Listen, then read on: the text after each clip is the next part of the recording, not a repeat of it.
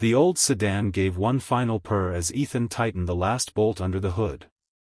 Grease stained his hands, sweat soaked the back of his faded t-shirt, and the afternoon sun reflected off the windshield. He wiped his forehead with his sleeve and smiled with quiet satisfaction. "There," he said, stepping back. "She should run like new now." His girlfriend, Lily, clapped happily from the porch. "I knew you could fix it." Her mother, Mrs. Carter, walked down the driveway and turned the key. The engine started instantly, smooth and quiet. Her eyes widened in disbelief. "I've taken this car to 3 mechanics," she said. "Every one of them wanted hundreds of dollars." Ethan shrugged. It was just a cracked fuel line and a loose sensor. The parts weren't expensive. Mrs. Carter looked at him for a long moment. During the past year, she'd never been completely convinced that Ethan was good enough for her daughter. He worked as a mechanic, drove an old pickup truck, and never talked about money. She had quietly hoped Lily would find someone more successful. Yet this young man had spent his entire Saturday fixing her car and refused to charge a single dollar. "You should at least let me pay you," she insisted. Ethan shook his head with a warm smile. "I didn't do it for money. Lily's family has always been kind to me. Besides, helping people is what my dad taught me." Mrs. Carter crossed her arms, studying him carefully. There was no pride in his voice, no hidden expectation, just simple honesty. As Ethan picked up his toolbox and headed toward his truck, he called over his shoulder, "Well, I should get going. Glad everything worked out." He had barely reached the driver's door when he heard Mrs. Carter's voice. "Ethan." He turned. She stood on the porch with an unexpected smile. "That's not all." Confused, he looked back. "What do you mean?" She motioned toward the front door. "Come inside." Lily looked just as surprised as Ethan. Inside the house, Mrs. Carter led him to the dining room where several old photo albums and a dusty wooden box rested on the table. She opened the box carefully. Inside were dozens of faded photographs, military medals, handwritten letters, and an old mechanic's badge. Ethan stared. The badge carried a familiar name. Thomas Reed. His father's name. His heartbeat stopped. How do you have these?" Mrs. Carter gently picked up one of the photographs. "Because your father saved my husband's life 28 years ago." Ethan looked at the picture. 2 young mechanics stood beside an old service truck, laughing with their arms around each other's shoulders. One was his father. The other was Lily's late father. Mrs. Carter smiled softly. "They worked together before either of you were born. During a terrible highway accident, your father pulled my husband out of a burning truck." Tears began filling her eyes. "The doctors said he shouldn't have survived." Ethan had heard stories about his father's courage, but never this one. "He never told me." "He wouldn't," Mrs. Carter replied. "He believed good deeds weren't meant to be advertised." Silence filled the room. Then she reached into the wooden box one final time. She pulled out a sealed envelope with Ethan's name written across it in familiar handwriting. His father's handwriting. "My husband promised your dad that if anything ever happened to him, we'd give you this when the time was right." Ethan's hands trembled as he accepted it. The envelope had been waiting for decades. Slowly he opened it. Inside was a short letter. "Son, if you're reading this, life has already taught you that character is worth more than wealth. Never judge yourself by what you own. Judge yourself by the people whose lives are better because you were in them. If you ever meet this family, help them without expecting anything back. They're part of ours." Ethan couldn't stop the tears. Across the table, Mrs. Carter quietly wiped away her own. "I've spent a year judging you by your paycheck," she admitted. "Today I realized your father raised a man exactly like himself." She walked over and hugged him tightly. "For the first time. I'm happy my daughter chose you. Lily smiled through tears as she watched the two people she loved finally understand each other. Ethan folded the letter carefully and slipped it into his pocket, realizing that fixing a broken car had repaired something far more valuable, a family bond that had been waiting nearly 30 years to be restored. Scene 2, a promise worth more than money. The room remained silent long after Ethan folded the letter and slipped it into his pocket.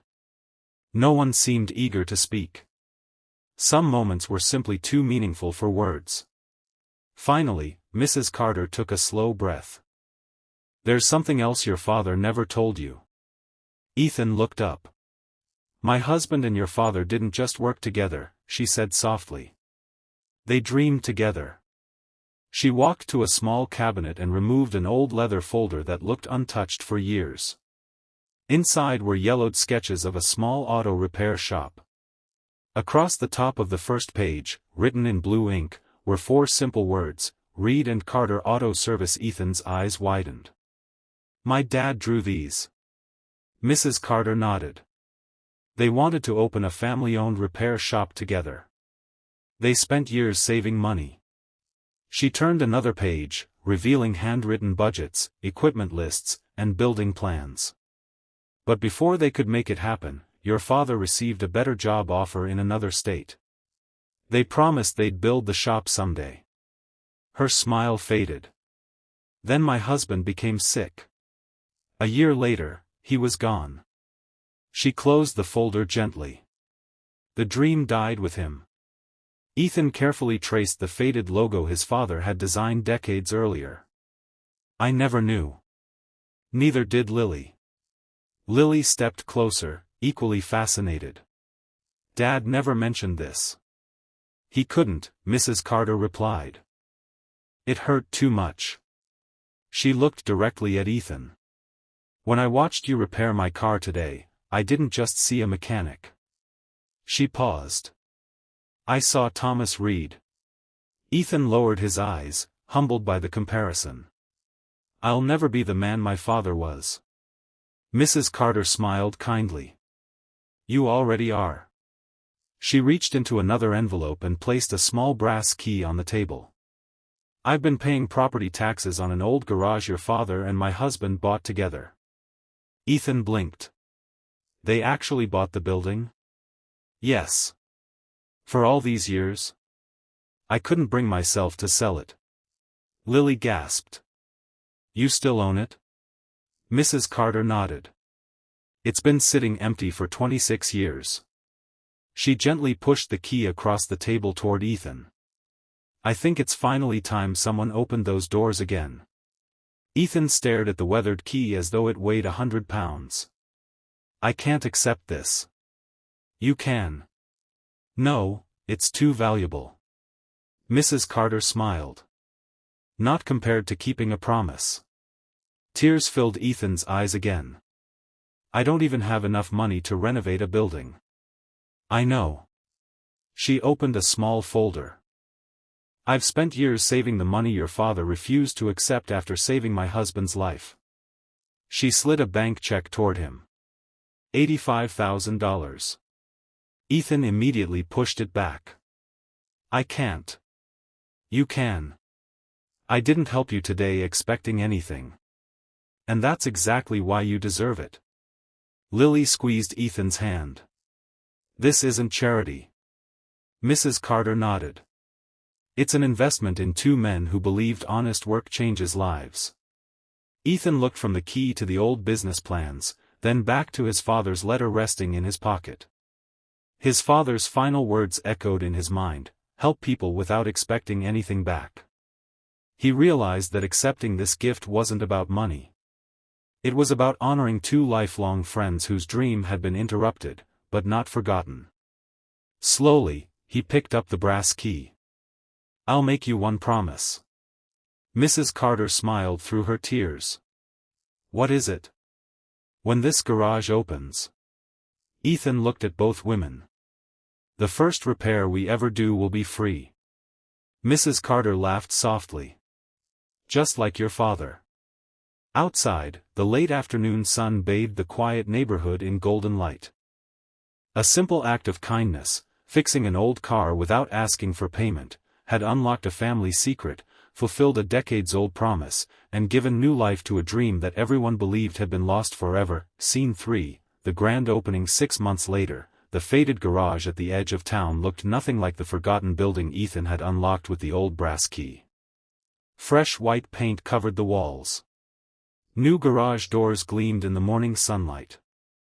A bright blue sign stretched across the front of the building, Reed and Carter Auto Service, honest repairs. Honest people. The same words Ethan had found in his father's notebook were now proudly displayed for everyone to see. Inside, the shop buzzed with activity.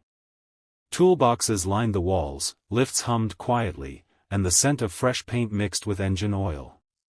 Every wrench, every shelf, and every workbench had been placed with care. Lily stood beside Ethan, admiring everything they had built together. "You actually did it," she whispered.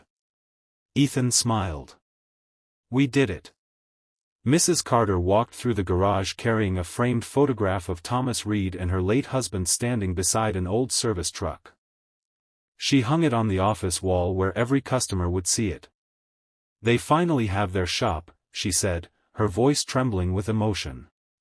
Before Ethan could answer, the first customer pulled into the parking lot. It was an elderly woman driving an aging station wagon that rattled loudly as it came to a stop. She stepped out looking worried. "I'm sorry," she said nervously. "My brakes started making terrible noises yesterday." Ethan welcomed her with a warm smile. "We'll take a look." Within 20 minutes, he found the problem. The brake pads were badly worn, but the repair was simple. When he finished, the woman walked into the office holding her purse. "How much do I owe you?" Ethan looked at Lily. She smiled knowingly. He turned back to the customer. "Nothing."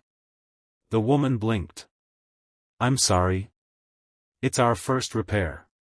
She frowned in confusion. But businesses don't survive giving work away.